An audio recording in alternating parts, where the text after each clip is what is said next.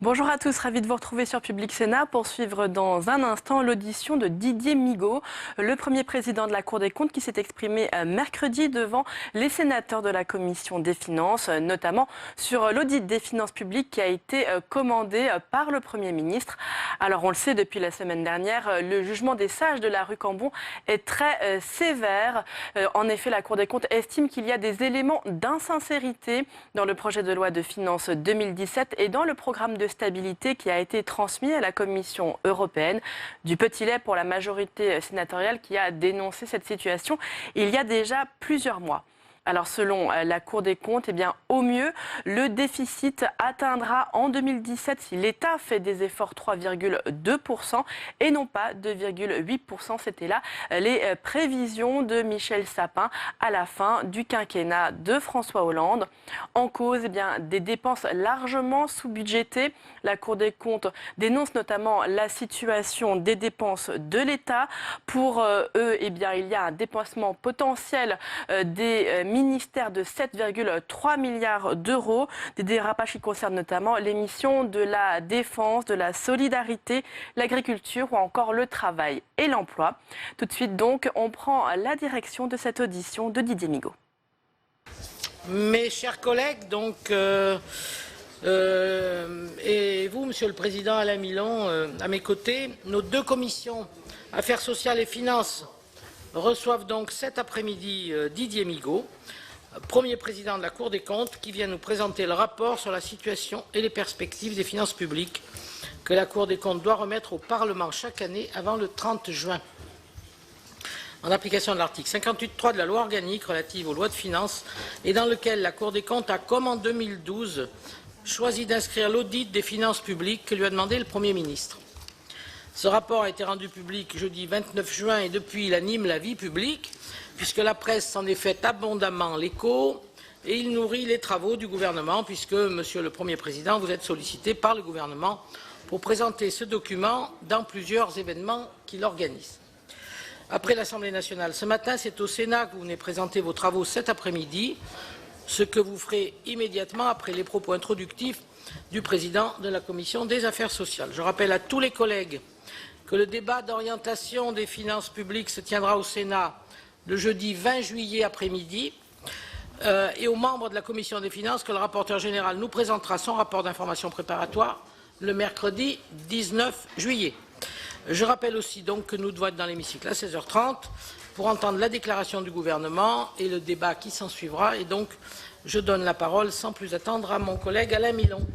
Merci Madame la Présidente, Monsieur le Premier Président, Messieurs les rapporteurs généraux, mes chers collègues. Je voudrais tout d'abord souligner l'intérêt du travail effectué par la Cour des comptes qui permet d'objectiver de façon sereine la situation des comptes publics de notre pays.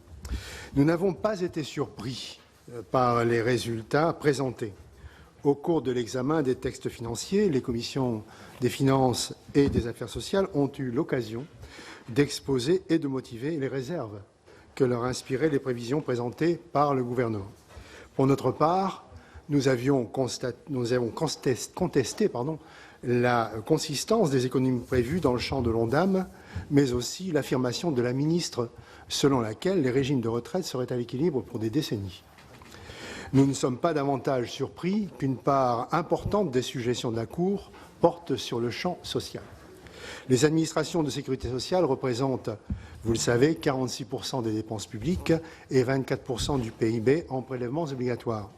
Notre commission a souligné à plusieurs reprises la nécessité de reprendre le chantier des politiques de l'emploi et de revoir certains contrats aidés. Pour des raisons démographiques et des raisons économiques, la dynamique des dépenses sociales est forte.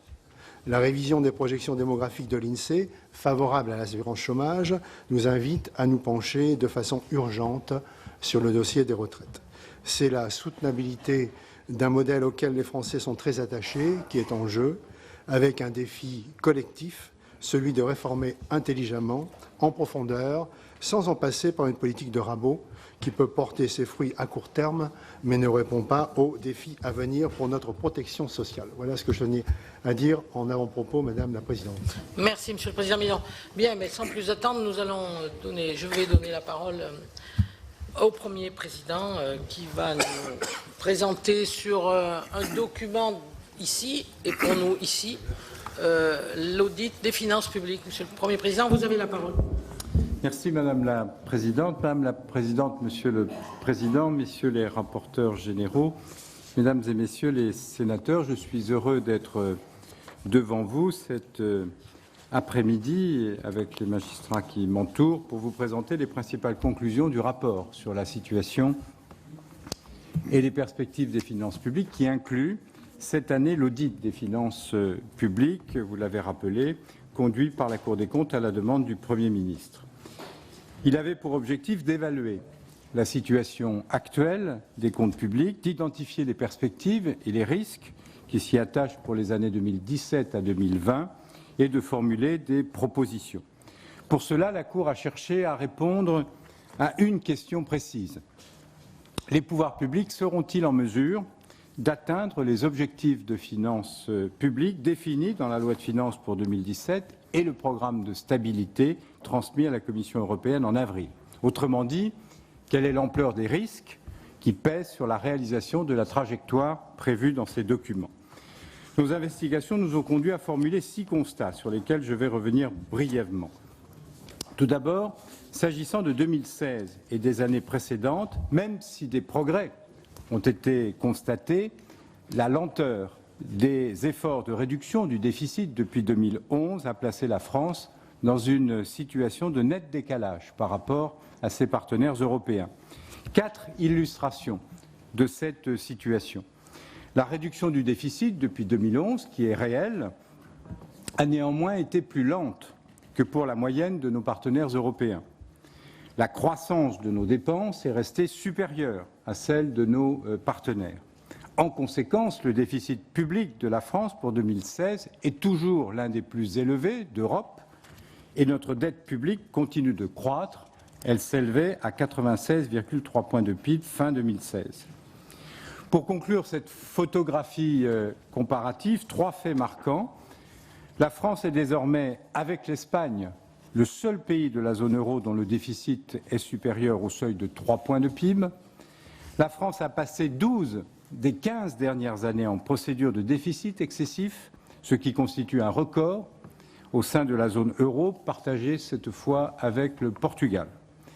3e fait marquant, alors que les dettes publiques allemandes et françaises étaient d'un niveau très proche avant la crise de 2008, la dette française est aujourd'hui supérieure à la dette allemande de près de 30 points de PIB.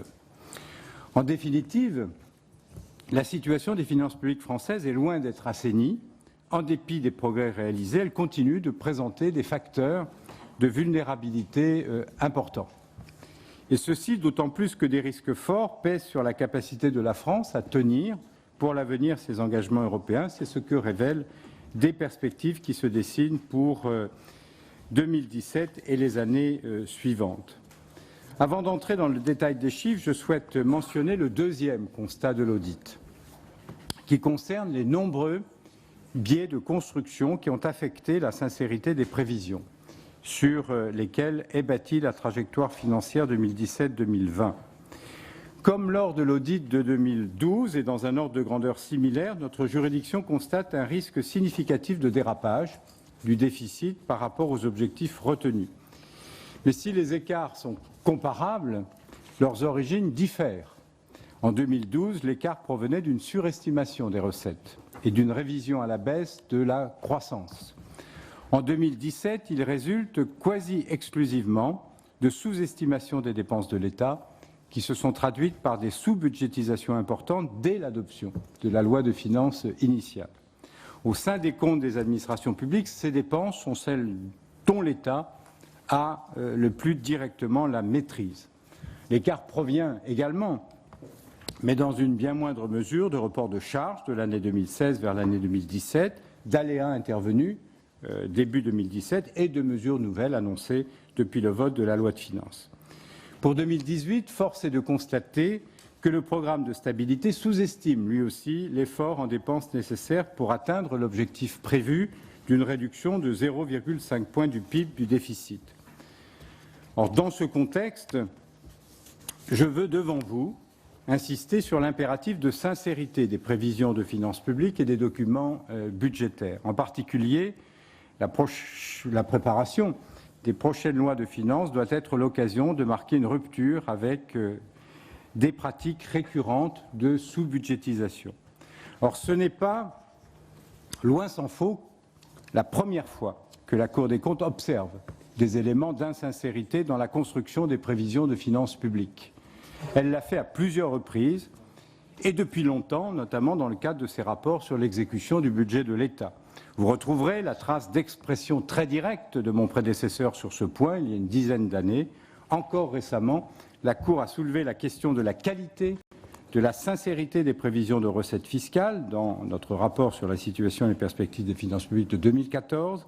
Nous avons parlé d'une sincérité de la loi de finances initiale à améliorer dans le rapport sur l'exécution de l'État en 2015 ou de débudgétisation importantes qui ont altéré la sincérité de l'exécution de la dépense, toujours dans notre rapport sur l'exécution de l'État 2015. Dans ces rapports, vous trouverez 12 mentions du terme de sincérité en 2014, 8 en 2015.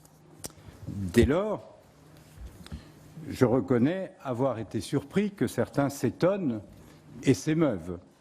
Si la Cour, constatant des écarts significatifs entre les prévisions et les réalisations, ou entre les prévisions annoncées et les prévisions raisonnables, au regard des informations disponibles, n'en disait rien, c'est cela qui serait anormal et que vous pourriez nous reprocher. Car alors, la Cour des comptes ne remplirait pas la mission que la Constitution et la loi organique lui confient. La Cour est dans son rôle et il me paraîtrait intéressant justement que les uns et les autres se penchent sur les solutions propres à renforcer la sincérité des prévisions de finances publiques. Des solutions institutionnelles existent. L'exemple des prévisions macroéconomiques associées aux lois de finances et au programme de stabilité dont la sincérité a incontestablement été renforcée par la création puis l'action du Haut Conseil des finances publiques le prouve. Toutefois, il n'existe encore aucun dispositif analogue pour s'assurer de la sincérité des prévisions de finances publiques, en particulier celles des dépenses, en amont de leur approbation par le Parlement ou de leur examen par la Commission européenne. S'agissant maintenant des perspectives pour 2017, la Cour observe un risque fort de voir la France sortir dès cette année de la trajectoire dont elle s'est dotée, et ce sera mon troisième message. C'est au niveau des dépenses de l'État que se situent les principaux risques pour 2017. Les dépassements potentiels sur les crédits des ministères sont évalués par la Cour à 7,3 milliards d'euros par rapport au programme de stabilité. Ils sont concentrés principalement sur les missions agriculture, défense, solidarité et travail et emploi. Il faut y ajouter le coût de la recapitalisation d'Areva qui pèsera sur le déficit en comptabilité nationale à hauteur de 2,3 milliards d'euros. Du côté des bonnes surprises potentielles, la Cour n'a en revanche identifié qu'une baisse probable d'1 milliard d'euros par rapport aux prévisions réparties entre le prélèvement sur recettes au profit de l'Union européenne et la charge de la dette. Enfin, dernière donnée clé pour comprendre l'équation budgétaire de 2017 à politiques inchangées et en excluant toute facilité consistante à reporter les dépenses sur les exercices suivants, nous évaluons les capacités réelles d'annulation de crédit au sein de la réserve de précaution du budget de l'État à un montant situé entre 2 et 3 milliards d'euros, qui correspond à celui constaté par la Cour dans son rapport sur l'exécution du budget de l'État en 2016. Le fait qu'il y ait une réserve de précaution dans le budget de l'État n'avait pas échappé, bien évidemment, à la Cour des comptes.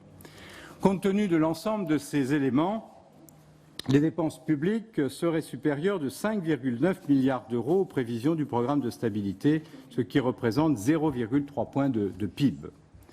Au total, bien qu'il reste encore des incertitudes, bien sûr, à cette époque de l'année, nos analyses révèlent que la cible de solde public pour 2017 apparaît apolitique constante, hors d'atteinte. Sous réserve que des crédits d'un niveau équivalent à celui de l'exercice 2016 soient annulés d'ici la fin de l'année, le déficit s'élèverait à 3,2 points de PIB pour 2017, soit un dérapage de 0,4 points par rapport au programme de stabilité et de 0,5 points par rapport à la loi de finances initiale. Or, face à cette situation, si la France souhaite tenir ses engagements, l'adoption de mesures de redressement apparaît indispensable. Pour résumer notre propos sur l'année de 2017,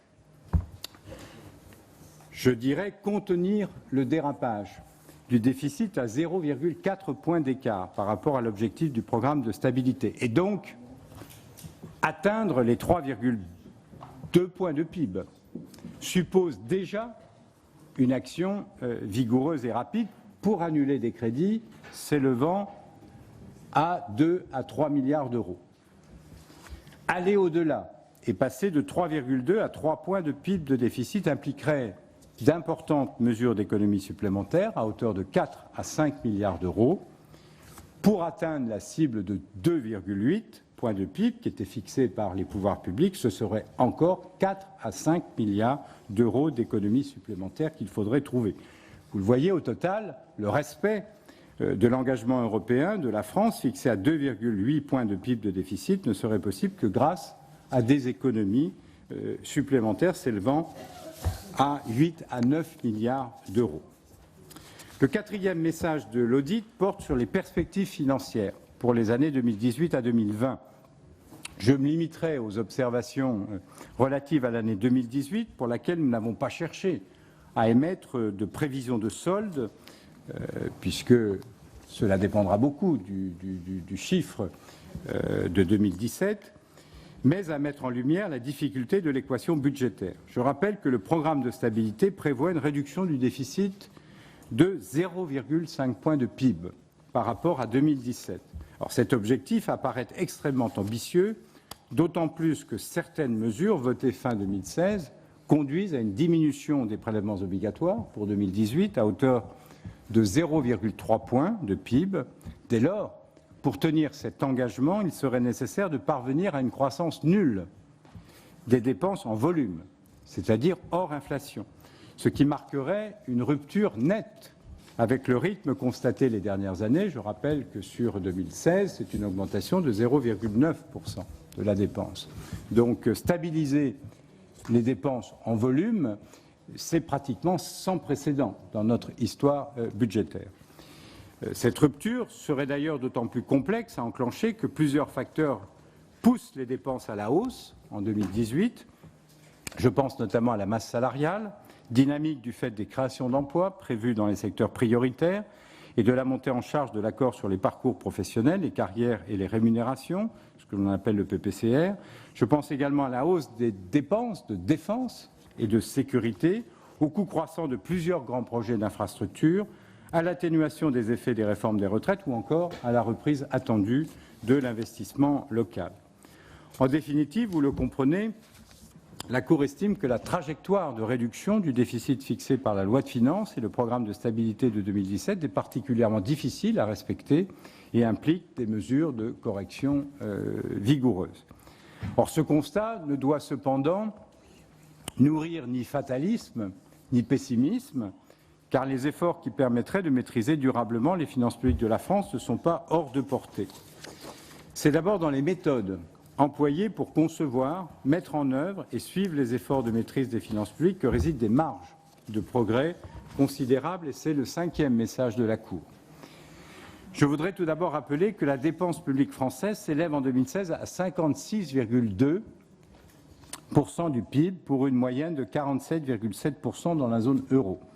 Alors, si certains écarts s'expliquent en partie par des choix d'organisation différents, comme par exemple en matière de retraite, il est indéniable que la France dépense plus que ses partenaires dans certains secteurs, comme l'éducation, l'emploi, le logement, sans pour autant, ce n'est pas la première fois que vous m'entendez le dire, obtenir, loin s'en faut, des résultats supérieurs. Bien au contraire. Nos voisins ont réussi à mener des politiques de transformation qui leur permettent aujourd'hui de dépenser à la fois moins et mieux en réunissant plusieurs conditions de succès.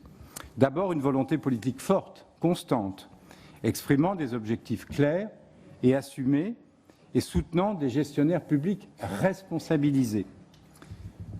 Aujourd'hui, pratiquement tout est organisé pour déresponsabiliser les gestionnaires publics. Et ce principe de responsabilisation était au cœur de l'esprit de la loi organique relative aux lois de finances de 2001. Je ne peux que regretter qu'il ait été, pour ainsi dire, autant dévitalisé. La deuxième condition de succès, c'est l'inclusion dans l'effort de toutes les administrations publiques, y compris les organismes de sécurité sociale et les collectivités territoriales. Enfin, troisième condition, l'intégration pleine, entière, des projets de réforme dans le processus budgétaire, avec la fixation d'objectifs globaux d'économie et leur déclinaison par catégorie d'administration publique. Trop souvent, en effet, les ambitions de réforme ont été déconnectées de la procédure budgétaire. Au-delà de ces préalables qui nous apparaissent indispensables, la Cour recommande plusieurs évolutions de la gouvernance des finances publiques, le renforcement de la cohérence et la portée des différents textes financiers. Le programme de stabilité pourrait être utilement soumis au Parlement. Le périmètre des lois financières pourrait être revu pour mieux couvrir l'ensemble des dépenses des administrations publiques, loi de finances et à terme loi de financement de la sécurité sociale, étendue à la protection sociale obligatoire, loi de financement des collectivités territoriales. Les volets recettes des projets annuels de loi de finances et de loi de financement de la sécurité sociale pourraient très utilement faire l'objet d'une discussion conjointe au Parlement. Les normes et outils budgétaires existants pourraient être complétés par un objectif pluriannuel de dépenses lisible, compréhensible, couvrant toutes les administrations publiques, et il pourrait être voté dans la loi de programmation et décliné dans les lois financières. Le deuxième axe, c'est la réactivation d'une instance du type conférence des finances publiques pour permettre une appropriation des objectifs par les différentes parties prenantes, État, sécurité sociale, collectivités territoriales. Je me réjouis qu'une initiative soit d'ores et déjà prise dans ce sens et nous serons attentifs à son effectivité. Enfin, et c'est un point sur lequel je veux mettre un accent particulier devant vous, et vous connaissez aussi ces propositions de la Cour, la procédure budgétaire elle-même pourrait évoluer. Elle pourrait être rééquilibrée au profit de l'examen des résultats effectifs des politiques déployées, revenant ainsi à l'esprit qui était celui de la LOLF. Cela signifie deux choses. Tout d'abord, moins de temps consacré à l'examen du projet de loi de finances initial à l'automne, beaucoup plus de temps dédié à la mesure des résultats lors de l'examen de la loi de règlement au printemps, loi de règlement qui deviendrait ainsi une véritable loi de résultats.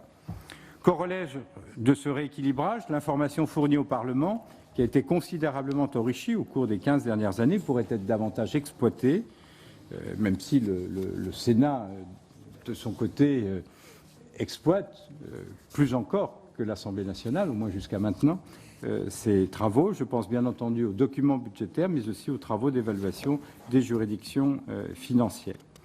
Si la gouvernance globale des finances publiques pourrait ainsi être rendue plus complète, plus efficace, c'est précisément pour donner un cadre de référence solide, stable aux gestionnaires publics pour maîtriser leurs dépenses, améliorer l'efficience de leur action, et c'est l'objet du sixième et dernier message du rapport. Des marges de manœuvre importantes existent, en effet, dont nombre ont été identifiés par la Cour dans le cadre de ces travaux et dans le cadre de ces 56,2% de dépenses publiques. Je me limiterai à citer quelques-uns des principaux axes cités dans le rapport. Je pourrais, si vous le souhaitez, le détailler aujourd'hui ou bien sûr en d'autres occasions. Les trois premiers axes sont communs à l'ensemble des administrations publiques, État, collectivités territoriales et sécurité sociale. Les trois axes suivants concernent chacun des trois grands champs de dépenses. La masse salariale, tout d'abord, des administrations publiques représentait 284 milliards d'euros. En 2016, des mesures récentes ont relancé sa progression sans que cette occasion ait été saisie pour moderniser la gestion des parcours des fonctionnaires. La Cour a identifié différents leviers. Nous ne formulons pas de propositions en tant que telles. Ce sont des leviers que nous identifions.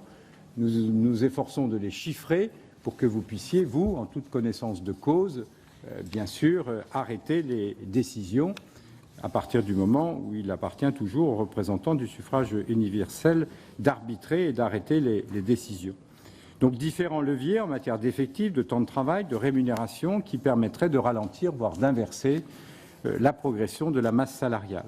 La maîtrise des autres dépenses de fonctionnement, je rappelle que cela représente 112 milliards d'euros en 2015, pourrait encore être renforcée par des actions de simplification. Nous avons encore des marges de progrès en matière de simplification, par le développement de l'administration numérique et ses corollaires, l'adaptation des réseaux territoriaux, la restructuration de l'immobilier public, et le Sénat, la Commission des finances a publié un rapport récent sur ce sujet, ou encore par une mutualisation accrue des achats. Troisième élément transversal à toutes les administrations publiques, des dépenses, des transferts sociaux, les dépenses fiscales, 85 milliards de dépenses fiscales avec des effets d'aubaine bien identifiés, et les investissements dont les effets devraient être mieux évalués a priori et dont le ciblage devrait être plus pertinent, par exemple dans des secteurs comme le logement ou l'emploi. Après avoir été supérieur à celui des dépenses de l'État au cours des années récentes, le rythme de progression des dépenses des collectivités territoriales s'est infléchi en 2015 et en 2016 sous le double effet d'une contrainte plus forte exercée par l'État et d'un moment particulier du cycle électoral. Le poids de ces dépenses, c'est de l'ordre de 225 milliards d'euros, en fait un levier majeur de l'amélioration du solde public national. La Cour ne peut donc qu'appeler à la poursuite des efforts de maîtrise des dépenses locales, à une clarification de leurs missions respectives, de leur articulation entre l'État et les collectivités territoriales. Pour y parvenir, elle a notamment souligné le bien-fondé de la réduction des concours de l'État selon des modalités, toutefois, qui pourraient, selon nous, être revues. Vous le savez, malgré des progrès récents, notre système de sécurité sociale, vous l'avez abordé, Monsieur le Président, demeure marqué par des déficits récurrents qui menacent sa pérennité et nous isolent parmi nos voisins européens. Nous avons coutume de dire au niveau de la Cour que le déficit des comptes sociaux représente une certaine anomalie, voire une anomalie certaine. Nous sommes d'ailleurs un des rares pays, voire le seul pays à accepter un déficit aussi durable de nos comptes sociaux, alors même que ce sont des dépenses courantes. Et on peut s'interroger, bien sûr, sur la pertinence de leur financement par emprunt, c'est-à-dire pour partie par les générations futures, qui elles-mêmes auront, je dirais, besoin de moyens pour financer leurs propres dépenses. Ce sont en particulier les déficits élevés de l'assurance maladie qui retardent le retour à l'équilibre de la sécurité sociale. Et dans ses rapports récents, la Cour a avancé plusieurs pistes de réforme en profondeur à mettre en œuvre ou à amplifier, parmi lesquelles figure une accélération de la recomposition de l'offre de soins, notamment à l'hôpital, une amélioration de la pertinence, de l'efficience des prises en charge, une meilleure maîtrise des dépenses à fort enjeu.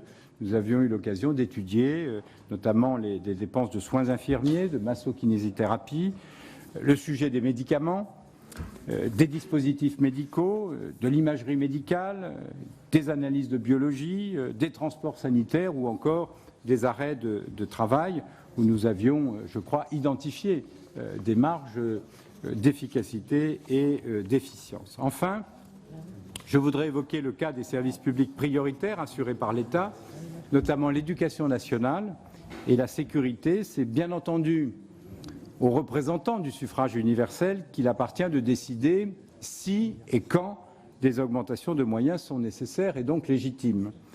Le rapport présenté aujourd'hui souligne simplement qu'avant d'augmenter les budgets, il est important d'évaluer la pertinence des organisations et des missions existantes, d'analyser la capacité à répondre aux nouveaux besoins par des redéploiements internes. Sans cela, les moyens nouveaux pourraient n'avoir pour effet que d'arroser le sable.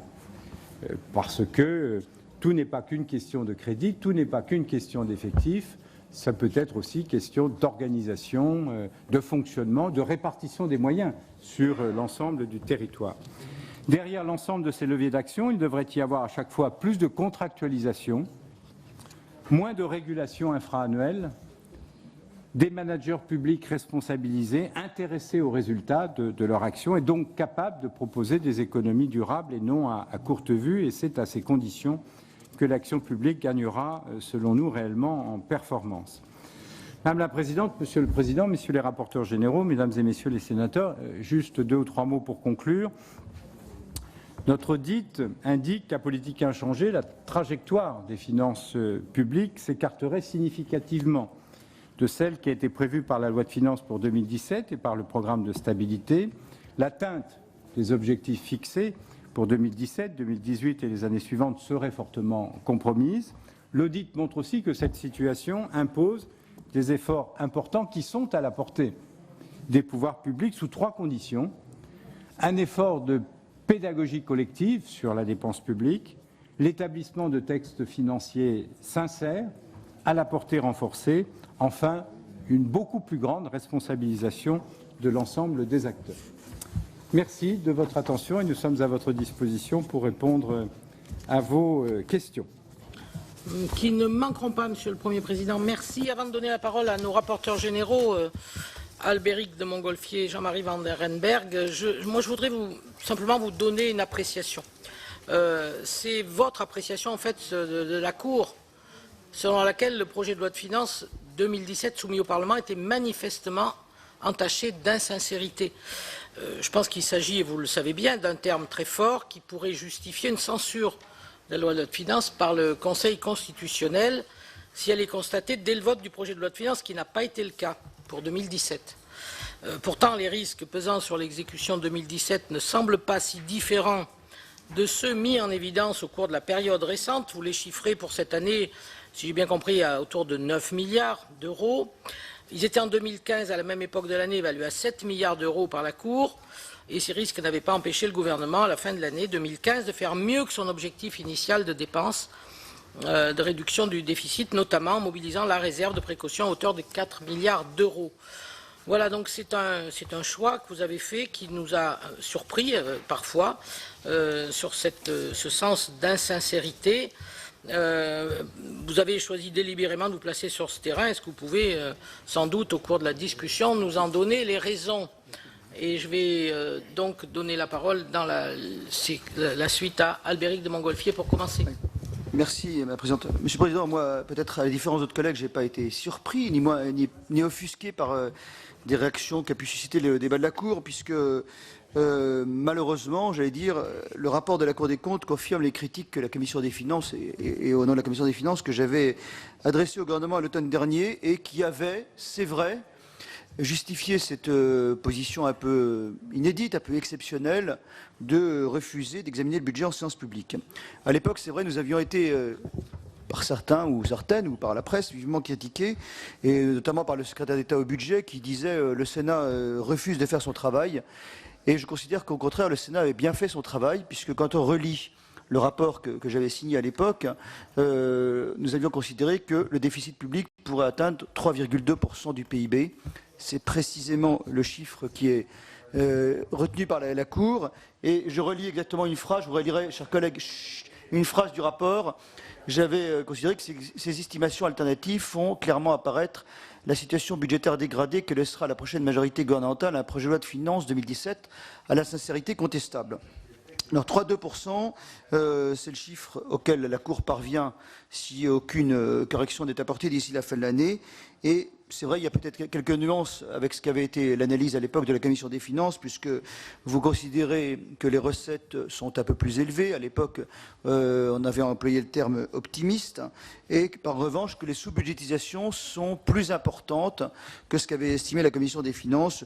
Et je pense à un certain nombre de missions que vous citez, les missions de travail, emploi, défense, agriculture et solidarité. Donc c'est la raison pour laquelle on avait pointé le risque de dérapage pour 2018 et en formulant d'ailleurs un certain nombre de propositions et en appelant sur des réformes structurelles. Mais là n'est pas ma question. Au-delà de ce constat, j'aurais simplement 3 questions. Vous avez, Monsieur le Premier Président, évoqué à l'instant Areva. Areva avec un chiffre important derrière, un risque d'environ 2,8 milliards d'euros sur le déficit, une opération qui n'a toujours pas été réalisée, et ce, dans l'attente de la décision du comptable national pour connaître son impact sur le déficit.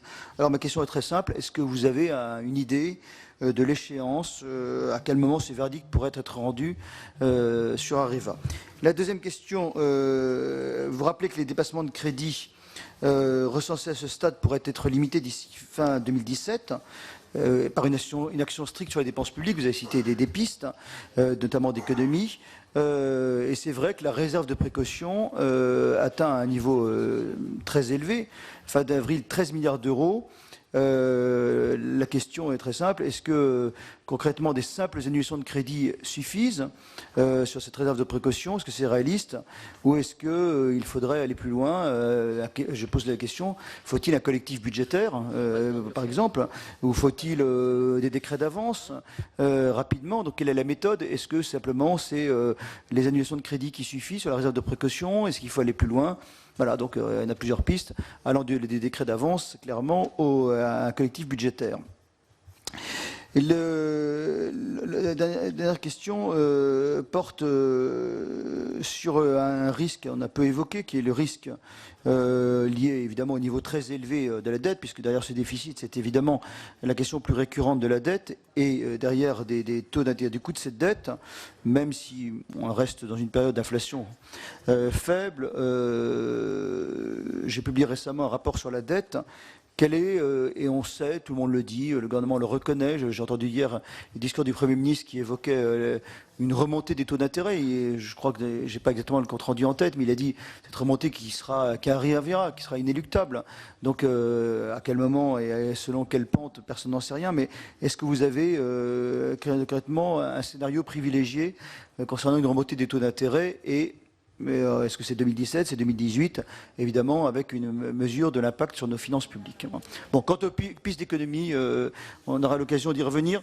J'ai l'impression que dans le discours qui était assez long du Premier ministre, qui était lu par le ministre de l'Intérieur, à un moment, il a peut-être s'est trompé dans quelques pages, mais j'ai pas beaucoup entendu les pages sur les économies. Alors, je sais pas, peut-être qu'elles manquaient. C'était assez rapidement évoqué. Le discours a été très long, tous les sujets ont été abordés, mais j'ai entendu très très brièvement maîtrise de la masse salariale, logement. Mais ce n'était pas encore très documenté. Donc mais santé, mais c'était des pistes qui étaient un peu esquissées. Je vous rappelle que voilà, la Commission des finances est allée un peu plus loin, puisque grâce d'ailleurs à l'important travail de la Cour sur la masse salariale, qui était un rapport, Monsieur le Président, Messieurs les Présidents, qui avait été vraiment très apprécié, très important, eh bien ce rapport nous montrait des pistes d'économie. Vous en avez évoqué à l'instant, sur le temps de travail, je pense aux jours de carence, sur la masse salariale, sur les primes et bien d'autres régimes. Donc dans le discours hier, qui comportait beaucoup de choses intéressantes et sans doute beaucoup de perspectives passionnantes, les feuilles concernant les économies n'étaient pas très nombreuses, me semble-t-il. Donc j'espère que malheureusement le regard que par la Cour va sans doute obliger à y faire quelques choix, mais nous serons amenés à y revenir. Merci. Merci, monsieur le rapporteur général. Jean-Marie Van Lerenberg, rapporteur pour la Commission des affaires sociales. Merci, Madame la Présidente. Monsieur le Premier Président, je ne reviendrai pas sur les considérations que je partage tout à fait de mon président de la Commission, Alain Milon. Je voudrais simplement souligner, comme vous l'avez fait d'ailleurs, le diagnostic sur la situation des finances sociales avec un déficit des ASSO qui ne s'est guère réduit que de 0,1 point de PIB, dont la moitié d'ailleurs est imputable à la CADES. Malgré des efforts en recettes, le bilan du plan d'économie 2015-2017 n'est donc pas à la hauteur des ambitions initiales. Vous évoquez plusieurs sujets d'économie, notamment sur l'emploi, l'assurance chômage, sur la formation professionnelle. Je laisserai peut-être à certains de mes collègues qui sont très spécialisés sur ces domaines pour me consacrer plus particulièrement à ce que vous dites et assez longuement sur les retraites et les dépenses de santé. Sur les retraites, vous dites que les développements que vous notez plutôt vous évoquez plutôt le rapprochement des régimes et vous évoquez les difficultés que cela semble entraîner dans la voie de la convergence des paramètres. Est-ce que cela signifie que la fusion des régimes vous semble hors de portée ? Vous indiquez quelques mesures à prendre, mais vous n'ignorez pas non plus que dans le programme du gouvernement et dans le projet du président de la République se profile la réforme systémique avec le régime par points. Est-ce que vous pensez que dans l'état actuel du financement et du système de retraite par répartition, cette mesure est praticable, est envisageable? Deuxième point, ce sont les dépenses de santé. Vous le soulignez aussi, elles sont importantes, plus de 11% du PIB. Vous indiquez effectivement un certain nombre d'économies potentielles dans le champ de l'Ondam que vous rappelez. Vous avez effectivement d'ailleurs effectué pour certains, à notre demande, à la demande de la Commission, des rapports très particuliers et très circonstanciés, bien documentés, que nous avons essayé d'ailleurs d'utiliser au mieux dans le cadre du PLFSS, sur la pertinence des axes, sur les offres de soins, sur les jours de carence, etc. Je ne vais pas citer sur l'imagerie médicale tous les rapports que vous nous avez donnés. Néanmoins, nous constatons que nous ne sommes pas encore à l'équilibre. Est-ce que vous voyez une perspective proche dans le cadre, je dirais, de la démographie, premièrement médicale actuelle, de la démographie aussi et de l'évolution des coûts, notamment du médicament, vous l'avez évoqué aussi. Est-ce que vous voyez effectivement l'équilibre à notre portée dans l'assurance maladie?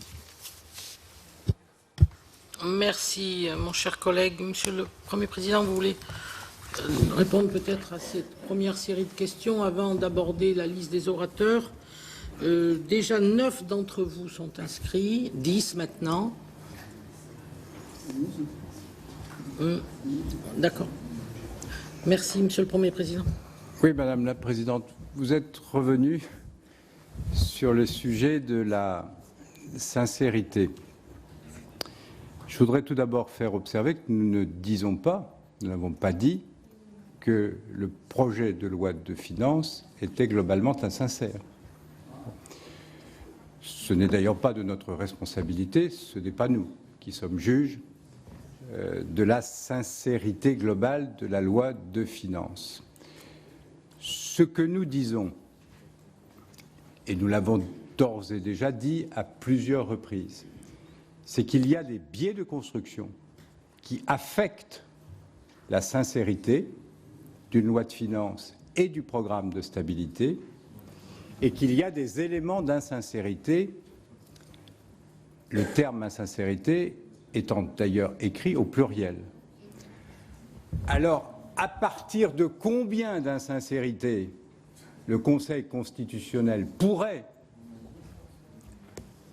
les prendre en considération et décider d'annuler le projet de loi de finances, il appartient au Conseil constitutionnel de le dire. Mais il est de notre responsabilité aussi de pointer ces éléments.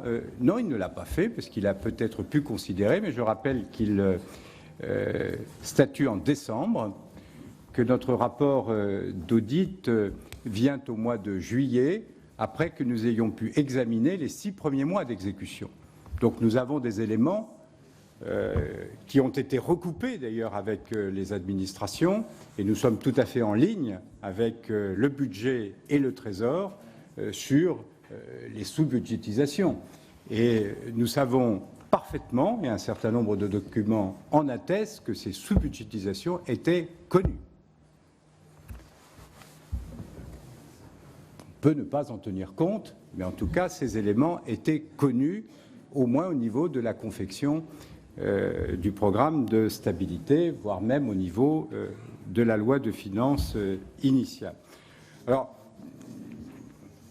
nous sommes prêts à entendre des propositions pour savoir comment il faut qualifier des sous-budgétisations, comment il faut qualifier des économies improbables, comme celle de l'UNEDIC. Bon. Comment il faut qualifier des annulations en décret d'avance, crédit immédiatement réouvert en collectif et gelé la semaine suivante. Bon. Je sais que le vocabulaire de la langue française est riche, mais bon, ça s'appelle quand même des éléments d'insincérité. Bon, et nous ne ferions pas notre travail si nous n'attirions pas votre attention sur ce sujet. Je rappelle que sur le 2,7, qui est devenu le 2,8, au moment du programme de stabilité, le Haut Conseil des finances publiques avait estimé le 2,7 improbable. Je sais que ça avait entraîné un certain nombre de réactions vives, d'ailleurs, qui consistaient à ne pas s'interroger sur les raisons de l'appréciation improbable donnée par le Haut Conseil des finances publiques, mais surtout à mettre en cause la légitimité du Haut Conseil des finances publiques. Bon, comme si supprimer le thermomètre permettait de ne pas apprécier les symptômes que nous pouvons avoir. Donc voilà, ce sont des éléments qui sont connus. La Cour des comptes, avec son 3-2, aujourd'hui, se trouve en phase, avec la Commission des finances du Sénat, vous l'avez dit, mais se trouve en phase aussi avec la Banque de France, qui n'en était pas loin. Bon, et ce, dès la fin de l'année dernière. La Commission européenne n'a jamais retenu les 2,7. Jamais. Quant au Conseil constitutionnel dont vous pouvez parler, il a évité de se prononcer par rapport aux 2,7. Bon, sa référence, c'est plutôt 3. Alors même que cette référence, d'ailleurs, n'existe pas dans le projet de loi de finances initial. Voilà, Madame la Présidente, pourquoi nous avons effectivement continué à parler de sincérité qui peut sensiblement progresser dans les documents budgétaires. D'ailleurs, quand vous regardez les tableaux que nous avons donnés, il ne faut pas être surpris. Quand vous regardez la réduction du déficit des comptes publics ces dernières années, vous observez que depuis 2013, la réduction oscille entre 0,1 et 0,2 points de réduction du déficit de nos comptes publics depuis 2013, quand c'est une action sur la dépense qui se substitue à une action par les recettes. La marche pour 2017 était beaucoup plus ambitieuse, puisque ce n'était pas 0,1, 0,2. C'était 0,6 qui était proposé, alors même que le projet de loi de finances contenait un certain nombre de dépenses supplémentaires et que la conjoncture économique n'avait pas fait des progrès extrêmement importants pour l'appréciation des recettes. Donc voilà, la question avait été posée de savoir comment on pouvait faire pour pratiquement tripler la réduction du déficit des comptes publics sur l'année 2017, alors même qu'il pouvait y avoir difficulté de compréhension de la façon dont on pouvait y arriver. Donc le résultat auquel nous parvenons ne peut pas surprendre. Bon, et pour ceux qui suivent, bien sûr, les sujets de finances publiques. Alors, sur les questions plus précises que vous nous avez posées, Areva, quand la décision finale sera prise? Elle sera prise par Eurostat lorsque la France présentera ses comptes publics. Ça, ce sera plutôt au début de l'année 2018, c'est-à-dire en mars, je pense, hein, en avril. Bon, ça portera bien évidemment, même si la décision est prise en avril, sur les comptes 2017, puisqu'il s'agit d'une décision et d'une dépense qui pèse sur l'année 2017. Alors, est-ce qu'il y a une surprise à attendre? La jurisprudence, elle est fortement établie, elle est constante de la part d'Eurostat. Bon, il y a une partie de la recapitalisation qui est considérée comme une aide d'État et donc comme une dépense. Bon, et vraisemblablement, le 2,3 milliards sera considéré comme maastrichtien. Ce n'est pas la totalité de la recapitalisation.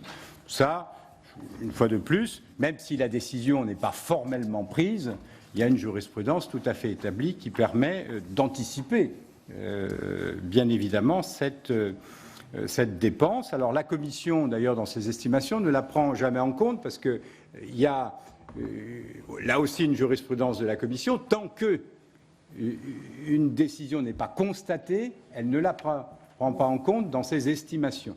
Mais ils savent parfaitement que Areva peut représenter 0,1. Bon, ça, ils le savent et c'est connu, bien évidemment, d'eux. Sur la réserve de précaution, bien évidemment, ça ne nous a pas échappé qu'il existe une réserve de précaution. La réserve de précaution change de nature depuis quelques années. La réserve de précaution, c'est normalement pour faire face à des aléas imprévus. Depuis quelques années, la réserve de précaution, elle est là en fait pour prendre en compte des sous-budgétisations qui sont connues dès le moment du vote de la loi de finances initiale. Donc ça change un petit peu de nature. Alors, elle est effectivement importante, elle était importante en 2016, elle est également importante en 2017, elle était de l'ordre de 11 milliards en 2016, elle est d'un peu plus de 13 milliards sur 2017. Nous avons regardé l'effectivité de la possibilité d'annuler des crédits. Parce qu'il ne suffit pas d'inscrire un montant de gel, encore faut-il voir ce qui est concrètement, réellement annulable. Sur les 11 milliards, 2 milliards sur les 11 milliards de 2016. Je suis en 2016. Sur les 11 milliards de 2016, 2,5 milliards ont pu être annulés. Donc pas la totalité. Bon, et on pourra vous faire le décompte, le président Bruillet là sous les yeux.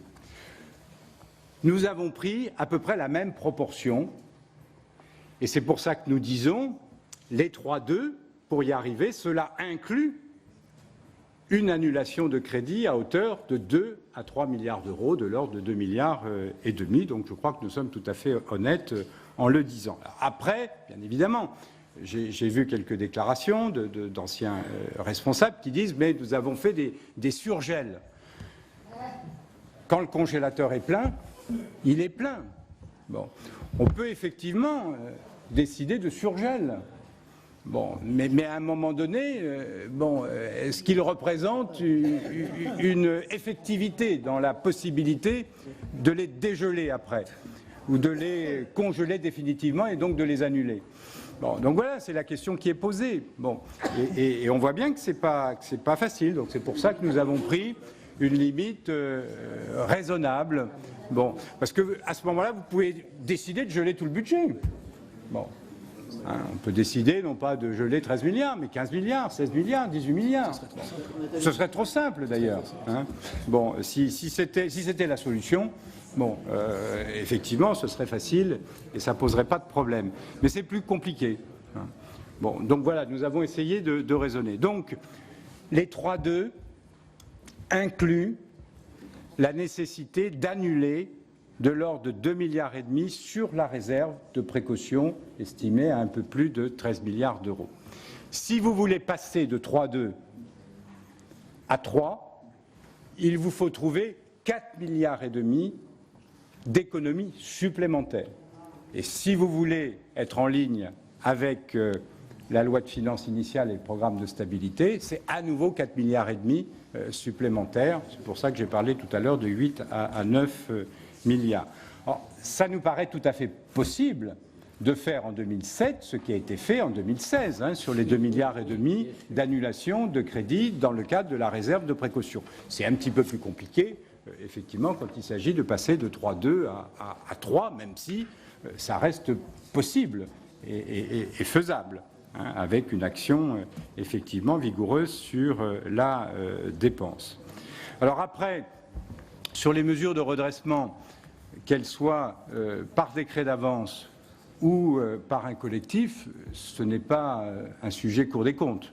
Cela relève bien sûr du gouvernement et des pouvoirs publics et du Parlement. Ça, ce n'est pas une question pour nous. La LOLF prévoit la possibilité d'annuler des crédits par décret d'avance ou par collectif. Sur la dette, le président Bruillet pourra éventuellement compléter, mais ce qui est prévu dans le programme de stabilité paraît plutôt raisonnable. Bon, nous ne devrions pas connaître une augmentation brutale des taux d'intérêt, et le ministère de l'économie et des finances a toujours été relativement prudent même, dans ses estimations de charge de la dette et des taux d'intérêt. En revanche, ce qu'on a pu pointer dans le rapport, c'est les conséquences d'une augmentation des taux. 100 points de base, ça peut représenter d'ores et déjà une certaine somme dès l'année suivante. Nous avons, vous le retrouvez dans page 92, je crois, de notre rapport, nous avons fait un schéma prenant en compte une augmentation des taux d'intérêt de 100 points de base et montrer quelles pouvaient être les conséquences sur nos comptes publics. Voilà ce que je pouvais répondre à la question du rapporteur général. Sur les questions du rapporteur général de la Commission des affaires sociales, je ne reprends pas ce que vous avez dit sur les économies possibles. Elles nous apparaissent possibles, y compris sur les dépenses de santé, sans remettre en cause, nous insistons là-dessus, l'accès aux soins et la qualité des soins. Toutes les pistes que nous avons mises sur la table n'ont pas pour vocation, bien évidemment, de remettre en cause l'accès aux soins et la qualité des soins, mais on voit qu'on a des marges de manœuvre à partir du moment où il y a des effets d'aubaine sur un certain nombre de dépenses. Sur les questions et donc l'équilibre de la sécurité sociale, oui, il est à votre portée. Et c'est, je crois, pertinent que de se fixer un objectif de retour à l'équilibre. Alors, ça peut ne pas être sur une année donnée, mais c'est important, en tout cas, de se fixer un objectif d'équilibre à court terme sur les dépenses de santé. Sur les retraites, notre ligne générale, c'est que de nouvelles évolutions sont nécessaires pour rapprocher d'ailleurs l'ensemble des régimes dans un double objectif, un équilibre financier durable et puis plus d'équité entre les régimes. Alors, nous sommes favorables à plus de convergence. Cela signifie bien sûr ajuster les paramètres des régimes en articulant mieux le régime de base et les régimes complémentaires à GIRC-ARCO et poursuivre le rapprochement privé-public engagé en 2003.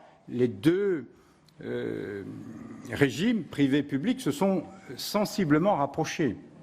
Et c'est ce que faisait apparaître un rapport récent de la Cour des comptes sur le sujet.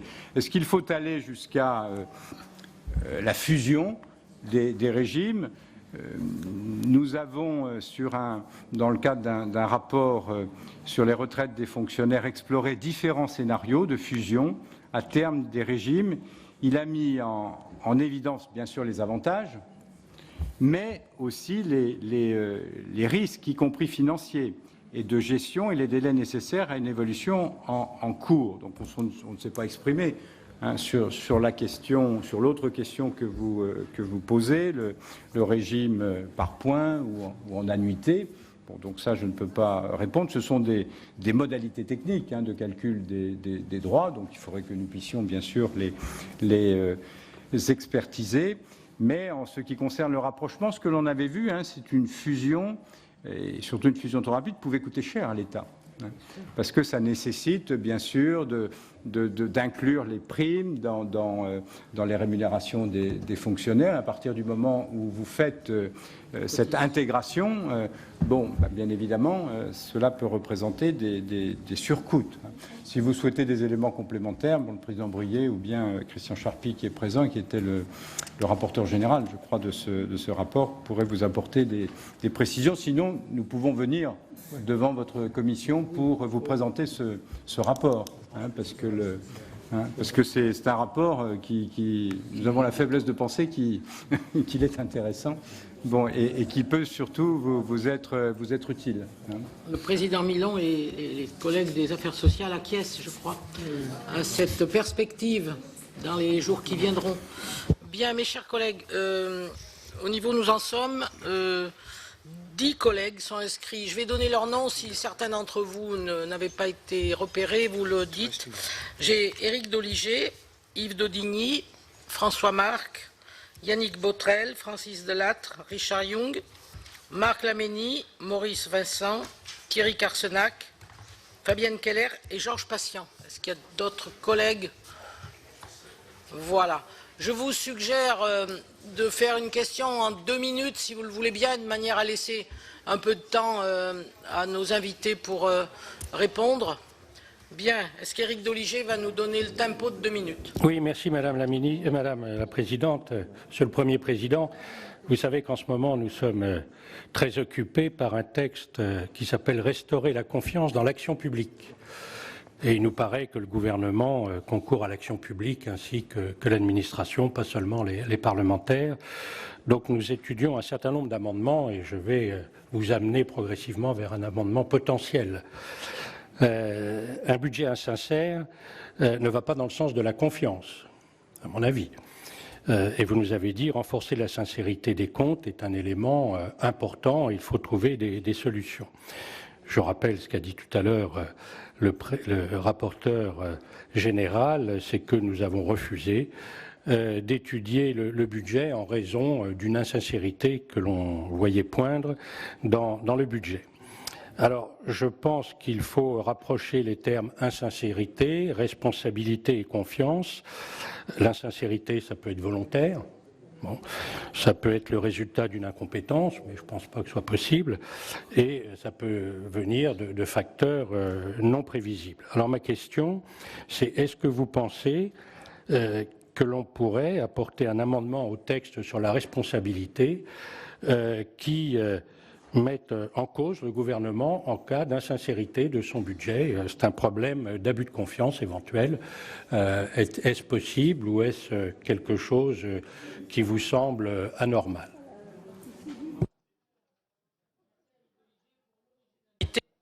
Il m'arrivait de penser tout à l'heure en écoutant le Premier Président que si le Sénat avait étudié la loi de finances la dernière, ça aurait été bien, ça aurait rendu service pour aujourd'hui. Voilà. Dont acte. Mais s'il l'avait écouté, s'il avait travaillé, peut-être on aurait une situation meilleure aujourd'hui. Je vais vous donner des rapports. Yves Daudigny. Oui, c'est pas allé jusqu'au bout. Oui, merci Madame la Présidente. Monsieur le Premier Président, nous partageons tous ici, sans la moindre équivoque, le caractère insupportable de la dette sociale qui fait reporter sur nos enfants et petits-enfants les coûts des soins qui sont les nôtres actuellement. Néanmoins, il me semble que sur les prises de parole jusqu'à cet instant, il est peu apparu l'effort considérable, je mets cet adjectif, et largement efficace, accompli ces dernières années pour atteindre l'objectif d'équilibre du régime général de la sécurité sociale. Alors je vais très vite en chiffres, moins 2 milliards de prévisions, 0,6 pour la branche maladie, 0,7 en excédent pour AT-MP, équilibre pour la famille, 1,6 d'excédent pour la vieillesse, donc 400 millions de déficit pour le régime général, mais je n'oublie pas, parce qu'il faut être honnête, le FSV à moins 3,8. Je pense néanmoins que cet effort devait être rappelé et souligné. Deuxième commentaire très vite, sur la maladie. Nous mesurons l'intérêt des propositions qui sont faites par la Cour des comptes en pensant souvent que les facteurs de croissance aujourd'hui de la dépense restent importants, l'allongement de la vie, les nouvelles thérapies qui permettent de transformer heureusement des maladies mortelles en des maladies chroniques et coûteuses dans la durée, et très souvent les mesures qui sont des mesures de réduction sont elles d'effets différés. Je pense par exemple à l'ambulatoire et je ne vais pas développer. Voilà, ça c'était pour la partie commentaire, je vais vite. Je voudrais, Monsieur le Premier Président, poser une question sur un point de détail, mais je ne sais pas si c'en est réellement un. Donc, un arrêté qui date un décret du 10 mai de cette année prévoit de confier la gestion de l'amortissement de la dette sociale donc à l'agence France Trésor. Alors la CADES est maintenue avec son conseil d'administration, avec un nouveau président qui a été récemment mis en place. Donc des transferts de personnel sont opérés et c'est l'agence France Trésor qui gère une dette de plus de 1600 milliards qui va donc gérer la dette de l'ordre de 135-140 milliards de la CADES. Quel regard portez-vous sur cette décision? Alors est-ce que c'est un élément qui annonce une fusion donc entre les finances de l'État et les finances sociales? Yves Daudigny, François Marc, il sera suivi de Yannick Botrel. Merci Madame la Présidente. Je suis heureux pour ma part que les questions budgétaires reviennent à l'ordre du jour parce qu'on a beaucoup entendu parler ces dernières semaines des des costumes de tel candidat, des t-shirts de tel autre ou des hologrammes de tel autre candidat, mais on a peu entendu parler des considérations budgétaires alors même que le déficit de l'État français reste à 70 milliards par an et qu'il faut bien le financer et que tout cela alourdit la dette. Il y a eu peu de discussions sur ces sujets dans ce débat de 6 mois, ce qui est regrettable, me semble-t-il. Alors, Monsieur le Premier Président, vous nous avez parlé de la situation 2017 et vous avez effectivement, dans votre rôle, mené une appréciation sur ce que sont les comptes au milieu de l'année. Et vous avez fait un certain nombre de jugements et d'appréciations de nature politique évoquant l'insincérité des comptes, alors même qu'on n'en est qu'au milieu de l'année, que l'on sait que l'année dernière, la prévision de déficit était à 72,3 milliards et qu'elle est arrivée à 69 à la fin de l'année, et que dans ces conditions, il vaut mieux être prudent quand au milieu de l'année, on s'autorise des appréciations de nature politique quand on est Premier président de la Cour des comptes. Pour ma part, je vous interrogerai sur les chiffres connus, parce que 2017, on en est aux conjectures, aux prévisions, aux simulations, aux hypothèses de travail, et donc il me semble qu'il est difficile de porter une appréciation telle que celle qui a été faite ces derniers jours. Sur les réalités connues, ce qui relève du champ de compétences de la Cour des comptes, si l'on compare la situation en 2010 et 2016, pouvez-vous nous confirmer que le déficit de la sécurité sociale était de 23,9 milliards en 2010 et qu'il était de 7 milliards en 2016, forte diminution par conséquent. Pouvez-vous aussi nous confirmer que le déficit du budget de l'État, qui était de 148 milliards 8 en 2010, était en 2016 de 69 milliards d'euros, soit une diminution conséquente, une division par 2. Est-ce que vous pouvez nous confirmer ces chiffres, ce qui est de votre compétence comme vérificateur des comptes, et c'est sur ce point que je souhaite vous interroger. Merci à François-Marc. Yannick Botrel, il sera suivi de Francis Delattre. Oui. Merci Madame la Présidente. Monsieur le Premier Président de la Cour des comptes, si je m'exprime à l'occasion de cette audition, c'est pour dire que je ne suis pas en accord avec les termes du rapport de la Cour relatif au budget de l'agriculture dont je suis co-rapporteur spécial avec mon collègue Alain Houpert. Parce que sur le fond, qualifier d'insincère le budget agricole, c'est refuser de reconnaître le caractère aléatoire, voire improbable à certains égards de certaines dépenses, par exemple les conséquences de phénomènes météorologiques ou sanitaires. Et il est paradoxal de voir que votre rapport évoque ces aléas, mais n'en tire pas de conséquences pratiques. Et doit-on anticiper dans les budgets des années à venir le coût des sécheresses ou des crises sanitaires éventuelles? Si la Cour le pense, je pense qu'il serait bien aussi de disposer d'une méthodologie de travail pour le faire. Par ailleurs, la problématique des refus d'appurement des aides communautaires de la période 2008-2012, je le rappelle, constitue le gros de l'augmentation des dépenses. Le solde en était, il est bon aussi de le rappeler, de 1,1 milliard, qui fut un héritage bien lourd à porter. Je rappelle que la pratique de l'inscription de cette dépense en PLFR est ancienne, que les refus d'appurement des aides communautaires n'ont pas figuré dans les lois de finances initiales par le passé. D'autant que, pour l'année en cours, nous étions encore en pourparlers avec Bruxelles sur certains ajustements, et ceci donc au moment du vote du budget.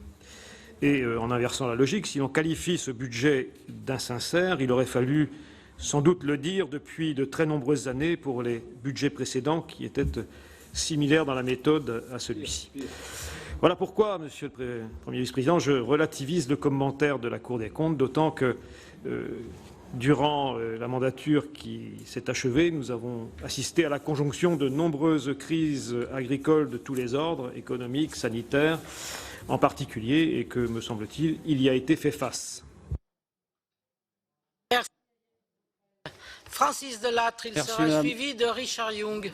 Merci Madame la Présidente. Je veux remercier Monsieur le Premier Président de la Cour des comptes de nous avoir fait un vrai discours, lui, de la réalité du pays.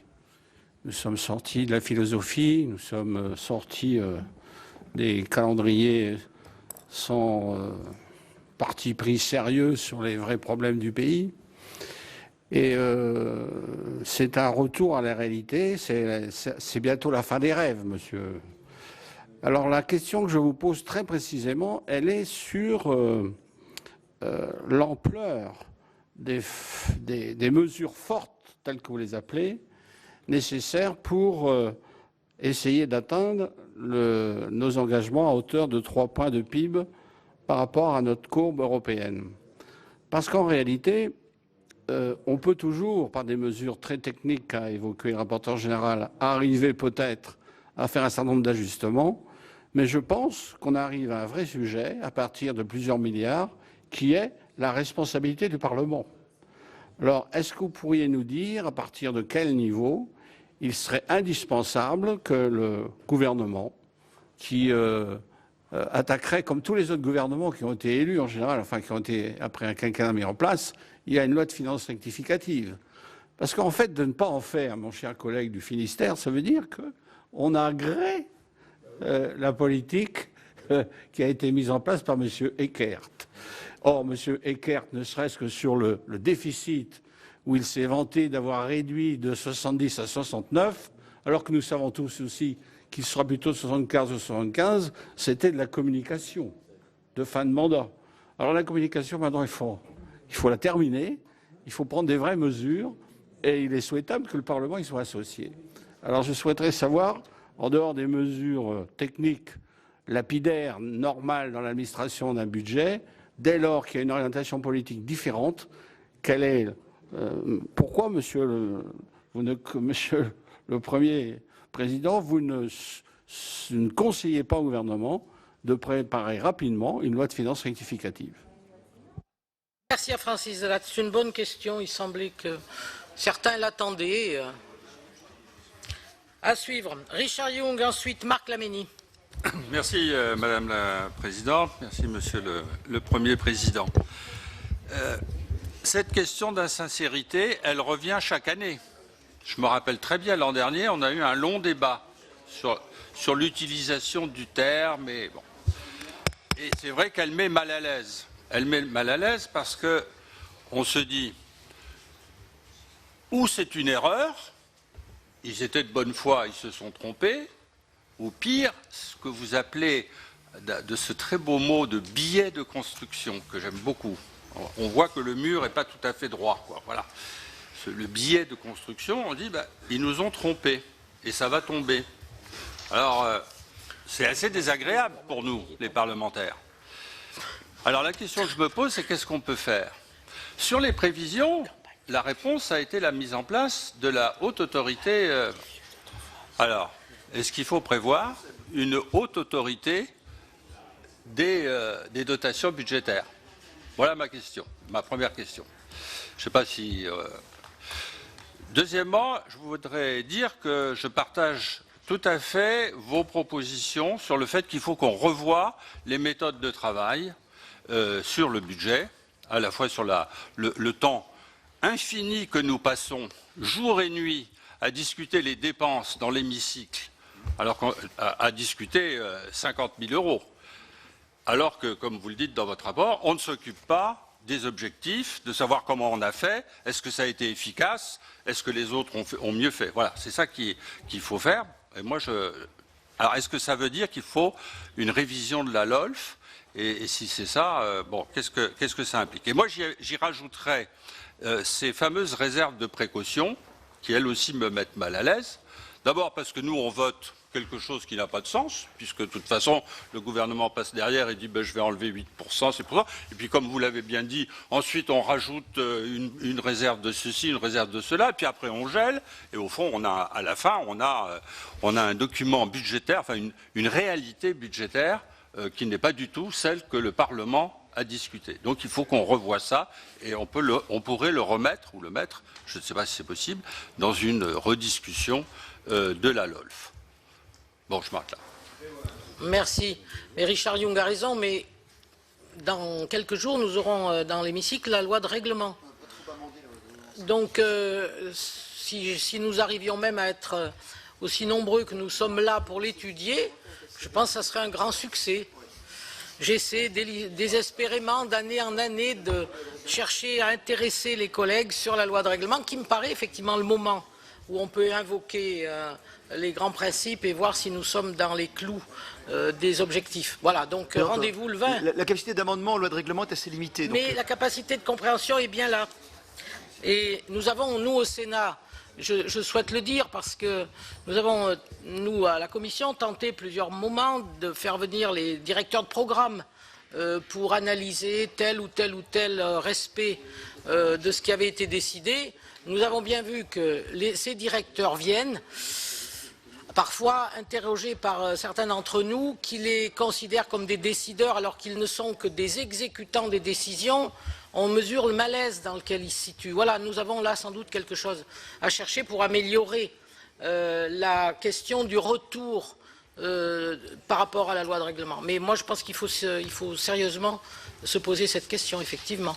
Non pas que les 20 jours que met le Sénat pour étudier la loi de finances soient du temps perdu.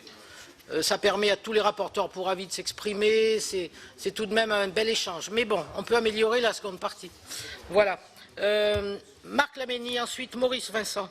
Oui, merci Madame la Présidente. Merci beaucoup Monsieur le Premier Président pour tout le travail de fond, pédagogique, très pédagogique, dans lequel on a aussi des documents particulièrement intéressants. Moi, mes deux interrogations, il y a un tableau qui est particulièrement pédagogique à la page 59 concernant l'ensemble des dépenses, 390 milliards d'euros. Bon, c'est quand même des chiffres fondamentaux.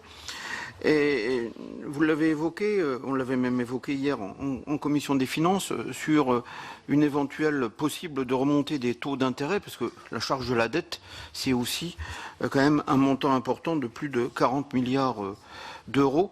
Et sur l'impact possible, vous l'avez évoqué, et c'est quand même notre interrogation sur cette éventuelle augmentation des taux d'intérêt et sur le poids de la charge de la dette. Et puis ma dernière interrogation, c'est concernant les collectivités territoriales, parce que bon, l'État est le premier financeur des collectivités territoriales, bon, avec un prélèvement sur les recettes de l'ordre de 44 milliards d'euros. Et c'est vrai, on parle toujours de la baisse des dotations de l'État. Et les collectivités territoriales, comme l'État, sont aussi des donneurs d'ordre importants, donc pour relance de l'économie en termes d'investissement. Est-ce que ce seuil-là est supportable ou pas? Donc c'est un peu notre interrogation pour le prélèvement en direction des collectivités territoriales. Merci à Marc Laménie. Maurice Vincent, il sera suivi de Thierry Carcenac. Oui, merci Madame la Présidente. Monsieur le Premier Président, pour non pas conclure, mais simplement ajouter une observation sur l'utilisation du terme insincérité, je voudrais attirer votre attention, mais je pense que c'est peut-être inutile, insister tout de même sur la charge en termes de communication que revêt l'utilisation de ce terme à un moment où, le moins que l'on puisse dire, la défiance vis-à-vis de l'ensemble des parlementaires et des responsables politiques est considérable. Voilà. Après, j'ai bien compris vos explications techniques, mais la perception à l'extérieur ne peut pas être à ce niveau de détail et je pense qu'il faut, en tout cas personne ne peut l'ignorer, me semble-t-il. Je voulais vous interroger d'ailleurs dans la suite, puisque page 15 de la synthèse, vous nous dites que le Haut Conseil de finances publiques est associé pour ce qui concerne la question de la prévision des taux de croissance. Et vous souhaiteriez, d'après ce que je vois, page 15, mais c'est une question, que le Haut Conseil soit maintenant associé en amont pour en quelque sorte contrôler la validité des prévisions de dépenses et de recettes. Est-ce que j'ai bien compris? Parce que là, c'est un souhait de la Cour, en tout cas pour le Haut Conseil, qui propose une évolution législative, ou en tout cas qui exprime un point de vue qui mérite d'être discuté, qui va, à mon avis, poser des questions importantes, si c'est bien votre intention, d'où le sens de ma question. La deuxième question porte sur Areva, puisque, vous le savez, je suis particulièrement les questions de participation financière de l'État. C'est vrai que la facture d'Areva EDF, c'est 7,5 milliards et qu'elle s'est constituée avant 2012. Je ne sais pas si c'est repris dans votre rapport, en tout cas, moi, je le rappelle. Ces 7,5 milliards, évidemment, ils pèsent aujourd'hui sur les équilibres à trouver Et dans votre rapport, vous l'avez d'ailleurs repris tout à l'heure en réponse à la question de monsieur le rapporteur général, vous avez souligné que 2,3 milliards dans cette recapitalisation risquait très probablement d'être considéré par la Commission européenne comme intégrant un déficit maastrichtien, parce qu'effectivement, c'est la partie qui correspond à la reprise d'une société qui n'a plus grande valeur. Je résume. Mais sur le plan strictement budgétaire, ces 7,5 milliards, aujourd'hui, pour les informations dont je dispose, il y a toutes les chances que ces 7,5 milliards soient trouvés d'ici la fin de l'année, puisque l'État a procédé à plusieurs ventes de participation financière déjà depuis le 1er janvier. Selon mon souvenir, il manque aujourd'hui un peu plus de 2 milliards, mais il reste quelques mois, presque 6 mois, et tout le monde sait que le gouvernement va réfléchir sans doute, tout le monde le sait, à justement des ventes complémentaires qui permettront, en termes de recettes et de dépenses, de compenser en totalité le coût de cette recapitalisation, puisque les gouvernements ont fait le choix de renforcer la filière nucléaire. Donc derrière ces 2,3 milliards, il y a une interprétation maastrichtienne qui n'implique pas le fait qu'il n'y a pas de recettes, en tout cas qu'il n'y aura pas de recettes d'ici la fin de l'année. Carsenac, il sera suivi de Fabienne Keller. Merci Madame la Présidente. Monsieur le Premier Président, dans des vies antérieures, j'ai eu l'occasion de suivre ce type d'exposé ou de lire vos documents et de lire les documents de la Cour. La sous-budgétisation, alors les formules parfois changent, des accommodements critiquables, des reports de charges sont notés, etc.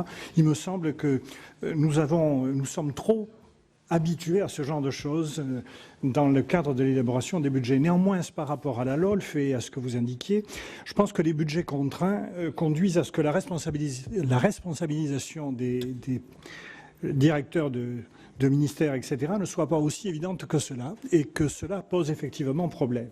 Un autre point, toujours dans les constats, concernant la dette.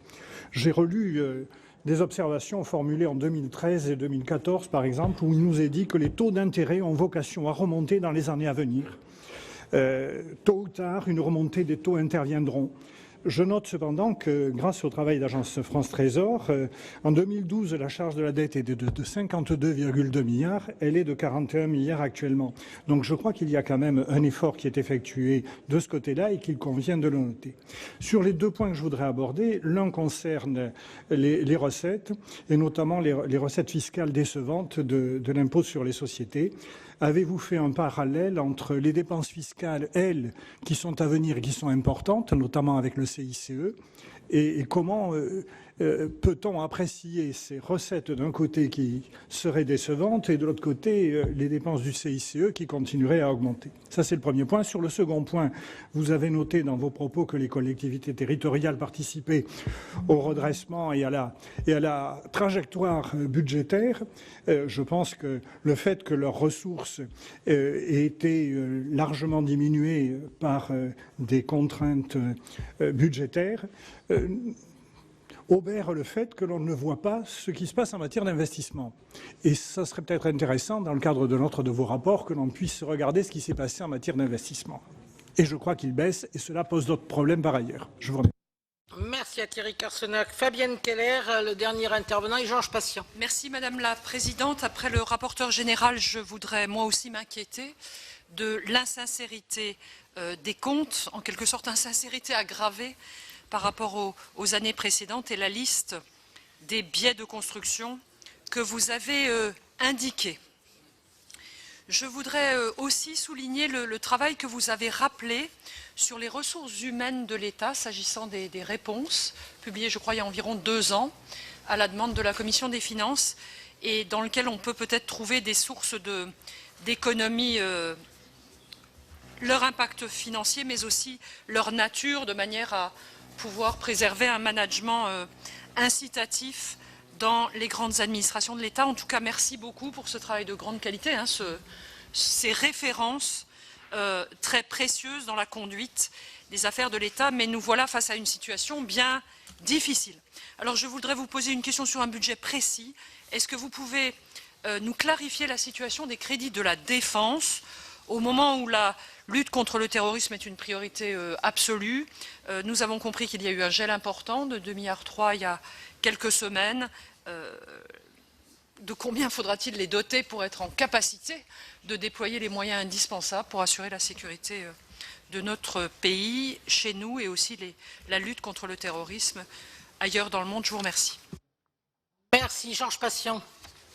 Merci Madame la Présidente. Monsieur le Président, je voudrais vous poser deux petites questions.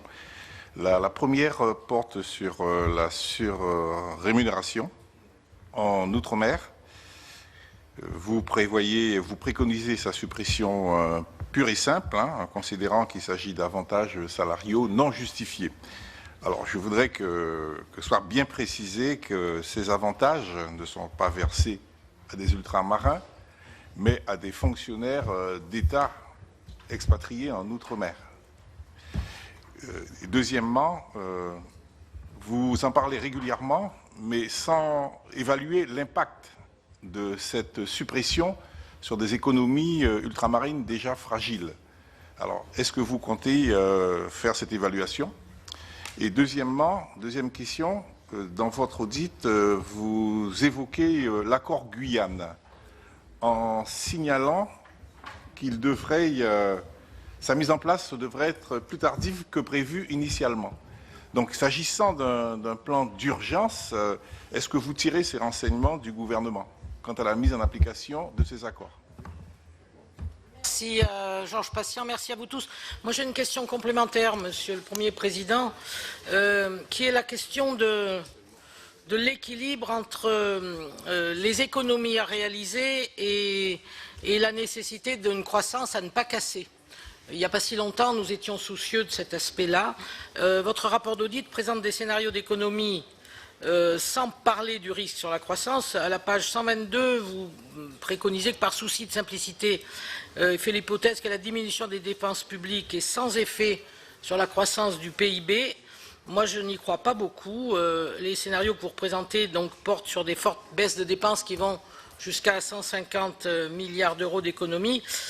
Ma question, c'est à partir de quel seuil pensez-vous que les baisses de dépenses ont un effet sur la croissance? C'est un sujet qui nous a animés, qui anime d'autres pays de l'Europe et même d'autres pays dans le monde. Est-ce que vous avez mesuré l'impact sur la croissance de vos différents scénarios?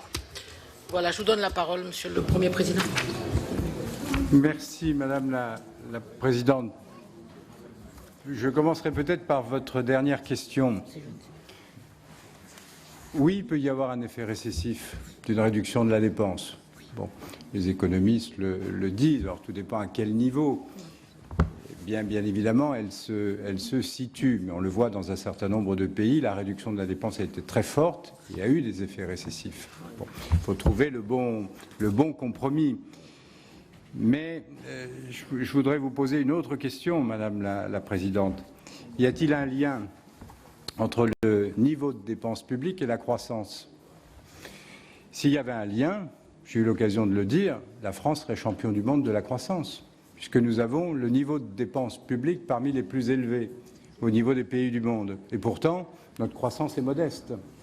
Donc voilà, il n'y a pas de lien mécanique entre le niveau de dépenses et la croissance. Le tout, c'est d'avoir des dépenses qui soient efficaces, qui soient efficientes, bon, et qui répondent à des besoins. Et on sait qu'en France, nous avons malheureusement des marges d'efficacité, d'efficience, que nous avons un niveau de crédit plutôt élevé, plus élevé que dans beaucoup d'autres pays, et des résultats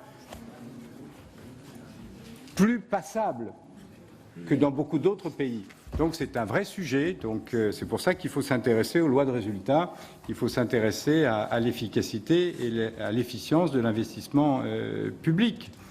Donc voilà, donc c'est pas bon, mais bien évidemment, puis il y a des investissements, mais tout investissement n'est pas vertu en lui-même. Bon, vous avez pu voir dans le rapport que nous avions fait sur la SNCF et les TGV, sur le tout TGV, bon, que tout peut ne pas être aussi pertinent qu'on peut le penser à un moment donné.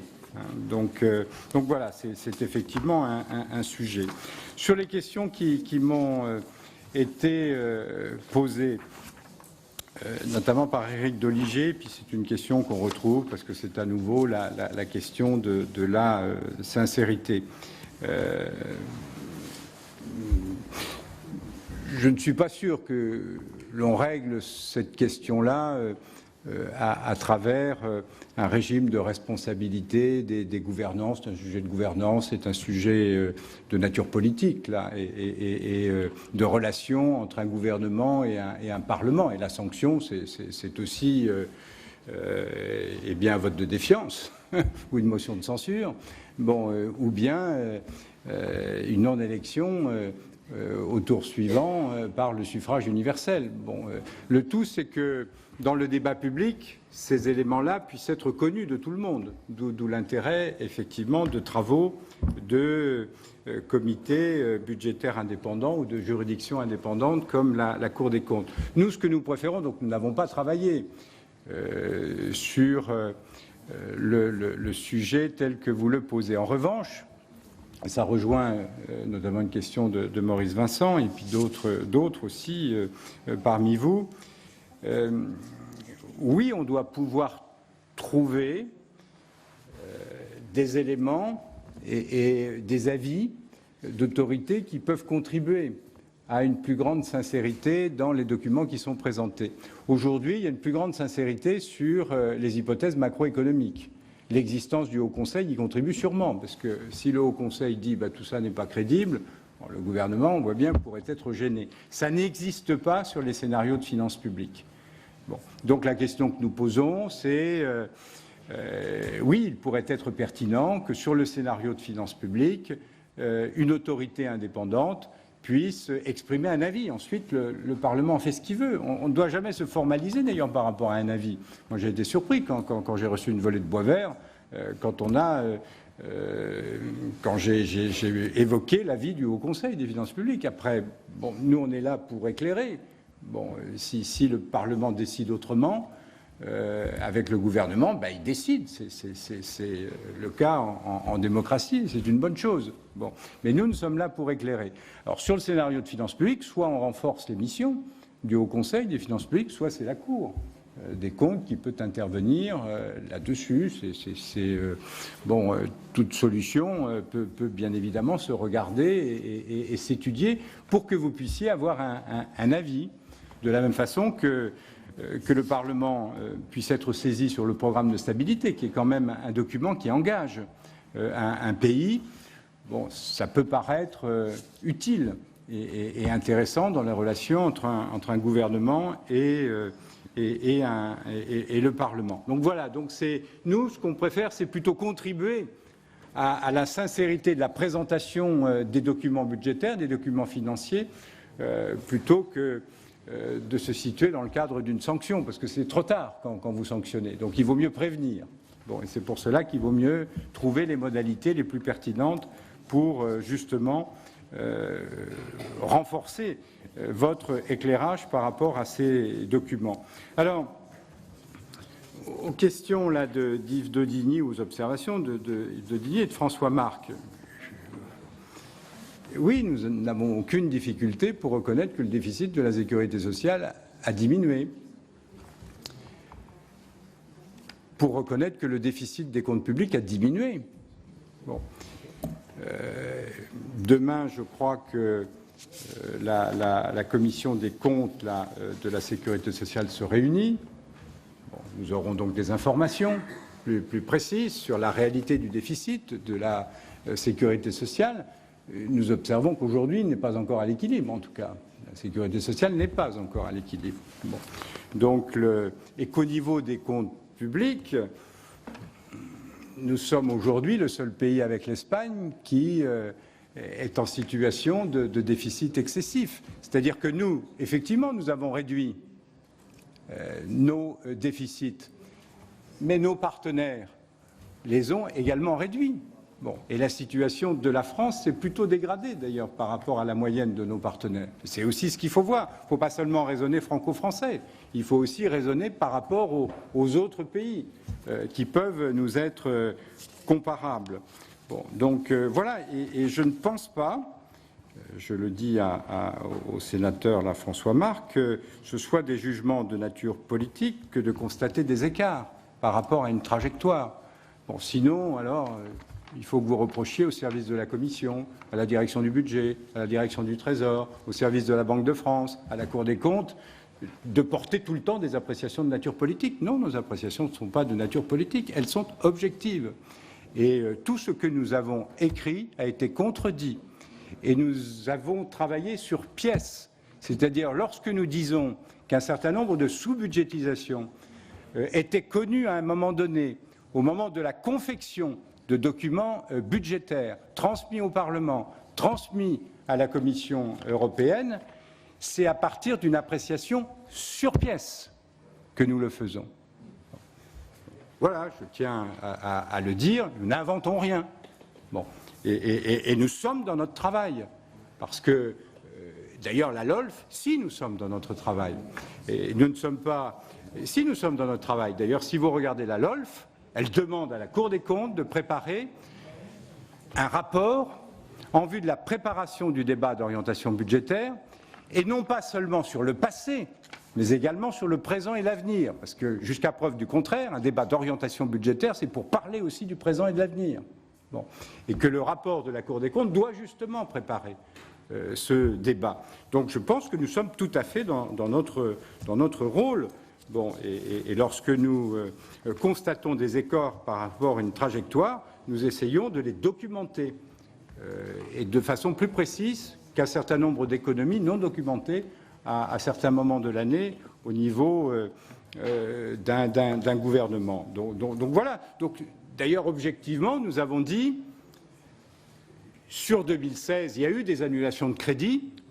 Donc, ça montre que c'est possible, dans le cadre d'une réserve de précaution qui effectivement existe. Donc, nous l'avons constaté. Alors, après, est-ce qu'il est possible d'annuler tous les crédits qui sont gelés? Nous disons non. Et nous disons non à partir de pièces, à partir d'exécutions, à partir d'une réalité. Bon, et nous confrontons ces choses. Bon, et à partir de là, on dit, voilà, c'est pas possible. Bon.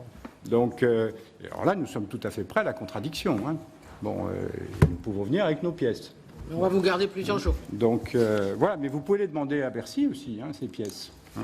Nous sommes tenus par le secret du délibéré, sauf si vous vous transformez en commission d'enquête, mais Bercy peut parfaitement vous donner un certain nombre de documents qui pourront apporter la démonstration de ce que je dis. Donc, ce ne sont pas du tout des jugements de nature politique. Je m'inscris en faux par rapport à cela. Et je dis aussi que nous sommes dans notre rôle. Le rapport que nous faisons, qui s'appelle « Situation et perspectives des finances publiques », il existe depuis des années, et c'est la LOLF qui l'a prévu. Et je crois la connaître un tout petit peu. Alors sinon, sur l'agriculture, je laisserai peut-être le président Brier répondre à Yannick Botrel sur les raisons qui font que nous nous exprimons comme nous nous exprimons. Sinon, sur d'autres questions qui ont été posées, Francis Delattre avait à peu près la même question qu'Éric Doligé. Bon, alors à partir de quel niveau faut-il une loi de finances rectificative? Là, ça ne fait pas partie des compétences de la Cour. Donc non, mais la LOLF dit qu'une annulation peut se faire par décret d'avance ou par une loi de finances rectificative. Le Conseil constitutionnel peut dire un certain nombre de choses, mais je dis ça regarde le gouvernement. C'est lui qui a l'initiative, en tout cas d'un projet de loi de finances rectificative. Vous savez qu'il y a monopole de présentation là, des textes budgétaires de la part du gouvernement. Monsieur le Premier Président, si vous permettez, il arrive, et vous le savez bien, que de temps en temps, je vous saisisse d'un avis sur un décret qui parfois a été rejeté ici au Sénat parce que nous considérions que c'était pas tout à fait ce que nous pensions, mais donc ça arrive et c'est tout à fait possible à des niveaux importants. Sur le travail là au niveau du Parlement, à partir des observations de Richard Young, oui, il y a quelques dispositions qui peuvent être modifiées, pas seulement d'ailleurs au niveau de la LOLF, il y a peut-être quelques dispositions constitutionnelles, mais ou au niveau de la LOLF ou des règlements de l'Assemblée nationale et du Sénat pour en fait modifier un peu les conditions de présentation et d'examen des textes financiers et des textes budgétaires. Je pense que à partir là, la Cour des comptes est prête aussi à contribuer à votre réflexion. Puis vous avez des possibilités de voir aussi ce qui se passe à l'étranger. Bon, c'est vrai qu'on a une procédure, nous, assez spécifique en France. Hein. Oui. On est le seul pays qui passe autant de temps sur l'examen de la loi de finances initiale.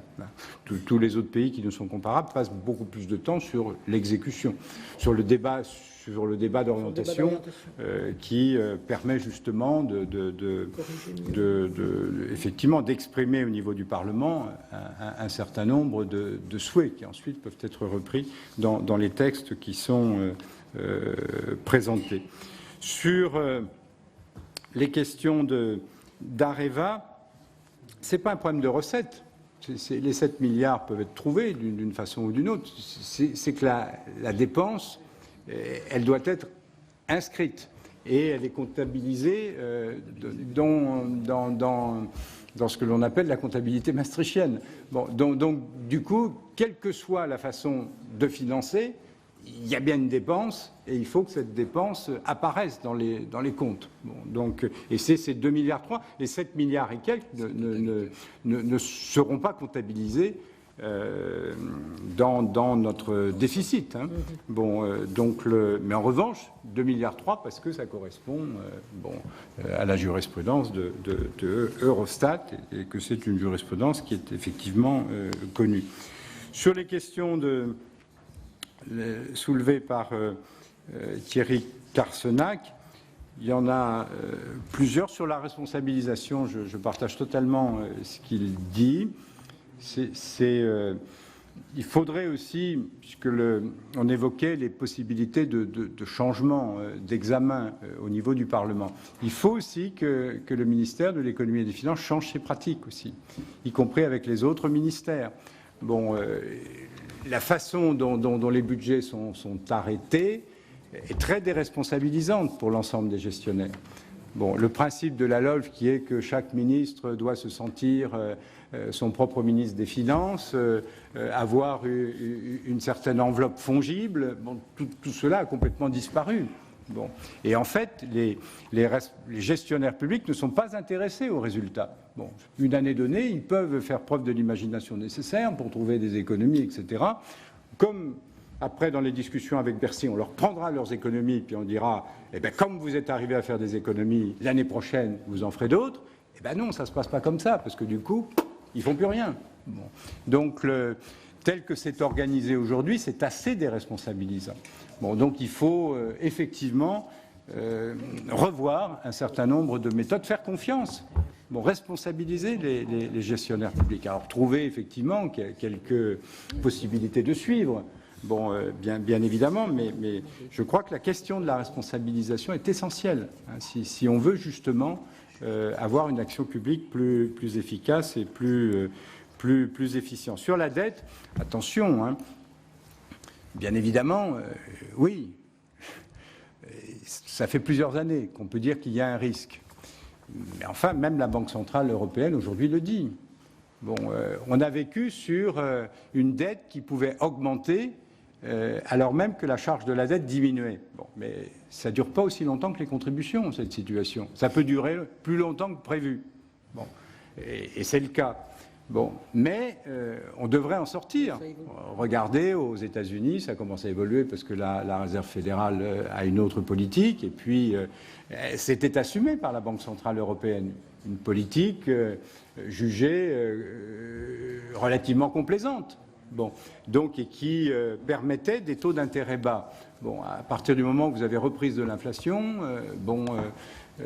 et puis une croissance qui revient un peu, bon, vous aurez des taux d'intérêt qui vont bouger un peu. Hein. Bon, donc alors ça ne se fera pas de façon brutale, je ne le pense pas, mais bon, ça peut avoir bien évidemment des conséquences compte tenu d'une dette qui continue d'augmenter. Sur les collectivités territoriales, sur l'investissement, on aura l'occasion d'y revenir, bien évidemment. Oui, il a baissé, hein, bien évidemment. Nous l'avons constaté à plusieurs reprises dans des rapports de la Cour, et nous y reviendrons dans le rapport du mois d'octobre sur les finances locales.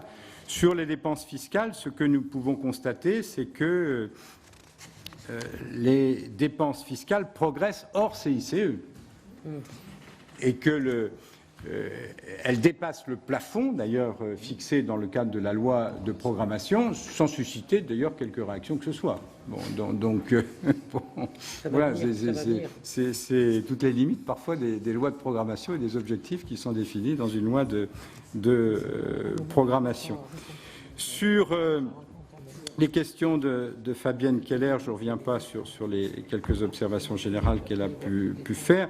Sur les crédits de défense, nous avons un travail en cours sur la LPM, la loi de programmation militaire. C'est là-dessus que nous exprimons. Pour le moment, nous faisons seulement des constats. C'est qu'effectivement, il y a des besoins supplémentaires qui sont recensés au niveau du ministère de la Défense pour les raisons que vous avez évoquées, la lutte contre le terrorisme, une présence de la France sur un certain nombre de terrains.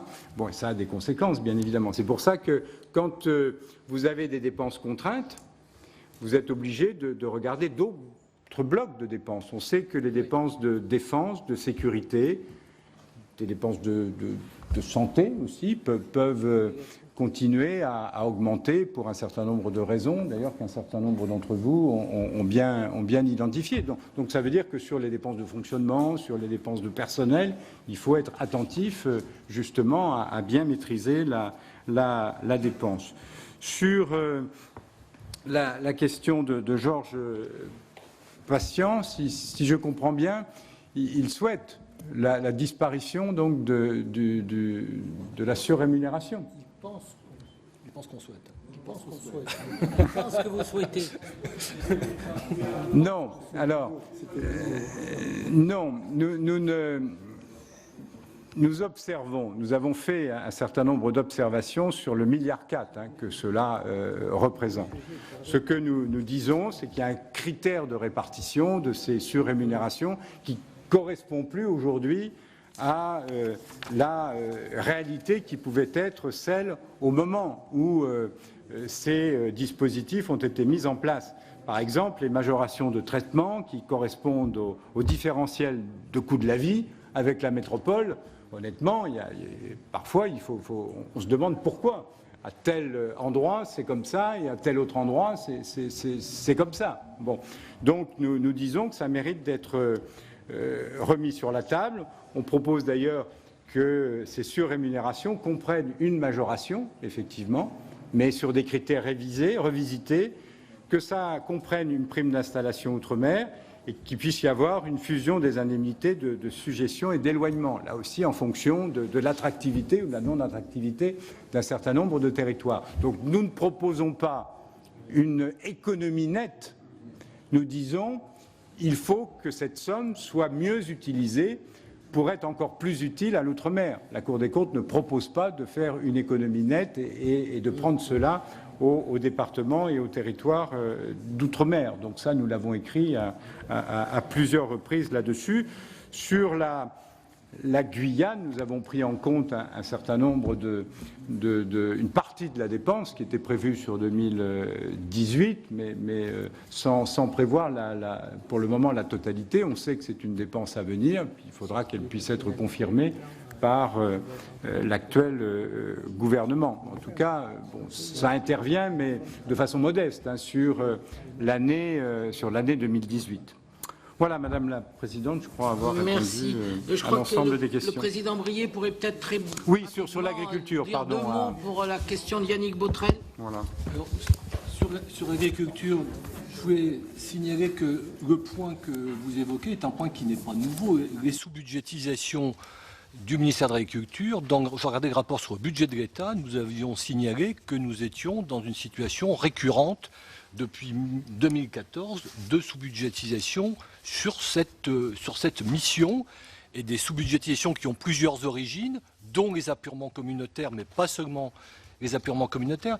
Et ce que je puis vous dire concrètement, c'est qu'à l'occasion de l'audit, on a réuni la secrétaire générale du ministère, le CBCM et le directeur financier pour faire un état des lieux concret et contradictoire des situations de dépassement de crédits potentiels et des risques potentiels. Ça a été un cri du cœur commun de la part du ministère des Finances et de la part de la secrétaire générale de l'Agriculture et du directeur financier sur la réalité, l'importance et peut-être même encore l'importance croissante à venir des sous-budgétisations sur cette mission liées au refus d'appurement communautaire. Donc cette donnée est une donnée, je dirais, parfaitement avérée et contredite et malheureusement qui n'est pas surprenante. J'en profite 30 secondes comme sur la réserve de précaution pour dire que nous avons procédé cette année comme nous avions fait en 2012. Rappelons-nous, en 2012, on avait regardé les risques de dépassement de crédit. Sur les ministères, 1,5 milliard à 2 milliards. Cette année, nous sommes aux alentours de 6 milliards en net. En 2012, nous avions dit, avec 1,5 milliard à 2 milliards de risques de dépassement de crédit, le jeu normal de la réserve de précaution doit permettre de compenser ces risques. Et donc, dans le risque de 0,3 à 0,5 de dépassement de l'objectif de trajectoire, nous n'avions pas pris un risque en dépenses parce que nous considérions qu'on pouvait faire face à ce risque avec le jeu habituel des annulations. Nous ne sommes pas du tout dans le même ordre de grandeur cette année. On est aux alentours de 6 milliards d'euros de dépassement net des crédits des ministères. Et le chiffre de 2 à 3 milliards, je dirais, d'annulations utiles, il y a une explication très technique et très détaillée qui est donnée dans le rapport, et ce point n'a été en aucune manière contesté à l'occasion de la contradiction par la direction du budget et par la direction du Trésor. Donc je dirais, et dernier exemple, l'économie UNEDIC qui a été présentée, qui était présentée sur la convention UNEDIC, qui était présentée comme une partie du bouclage de la loi de finances et du programme de stabilité, a fini par être abandonnée au bénéfice d'un gel de crédits supplémentaires de près de 2 milliards décidé en avril. La trace concrète de ce gel complémentaire ou supplémentaire, je dirais, elle ne s'imprime pas dans les crédits du ministère parce que ça ne fait pas de sens d'ajouter des gels à des gels, sachant qu'on va devoir dégeler déjà une bonne partie des crédits qui sont mis dans la réserve de précaution. Donc ce gel supplémentaire est resté, il faut le dire, un gel virtuel. Merci, Merci, messieurs, monsieur le Premier Président. Merci, mes chers collègues. Voilà pour cette audition de Didier Migaud, le premier président de la Cour des comptes, qui s'est donc exprimé devant les sénateurs de la Commission des finances pour dénoncer le dérapage du déficit. Pour Didier Migaud, eh bien, la France est l'un des mauvais élèves de l'Europe. Il a rappelé qu'elle était le seul pays avec l'Espagne à avoir un déficit qui dépasse les 3%. Il s'agit bien sûr d'une incitation à maîtriser la dépense publique, un cri d'alarme qui a été bien sûr entendu par le gouvernement d'Édouard Philippe. D'ailleurs, Gérald Darmanin a déjà annoncé le gel du point d'indice des fonctionnaires. Il a également annoncé hier le retour du jour de carence. Vous pouvez toujours voir et revoir toutes les auditions sur notre site publicsénat.fr. Très bonne journée sur les chaînes parlementaires.